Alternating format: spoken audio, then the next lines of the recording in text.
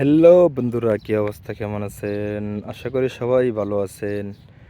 আমিও আপনাদের দোয়া ভালো আছি। বরাবর নেই, আবারও আর একটা ভিডিও নিয়ে আসছি আপনাদের সামনে। দেখেন, এই ভিডিওটা হচ্ছে ভিন্ন ধরনের ভিডিও। আপনার যখন নদীতে প্রচুর পানি ছিল, তখন এটা কিন্তু আপনার একটা পুকুর।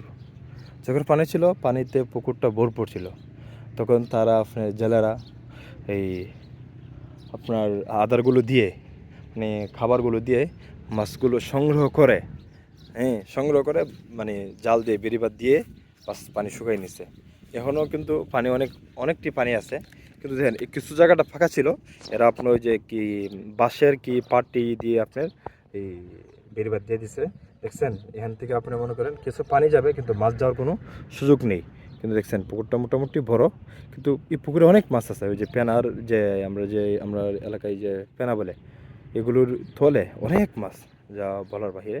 আপনি বুঝতে পারবেন আর কি। পানি অতি শীঘ্রই এরা শুকিয়ে মাছ ধরে বাজারজাত করবে আর কি। এগুলো শুধু আমাদের এলাকায় বাজারজাত করে না, ভিন্ন ভিন্ন জায়গাতে এরা এই মাছগুলো পাঠিয়ে দেয় আর কি, বাজারজাত করে। কিন্তু অনেক মাছ এই জায়গাতে আছে আর কি, যা জেলেরা ধরে বিক্রি করে, বুঝছেন?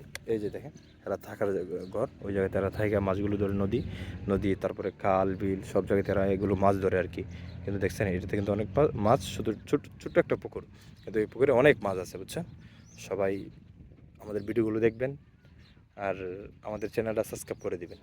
সবাই অনেক কষ্ট করে ভিডিও বানাই, সবাই আমাদের চ্যানেলগুলো একটু সাবস্ক্রাইব করে দিবেন আর কি।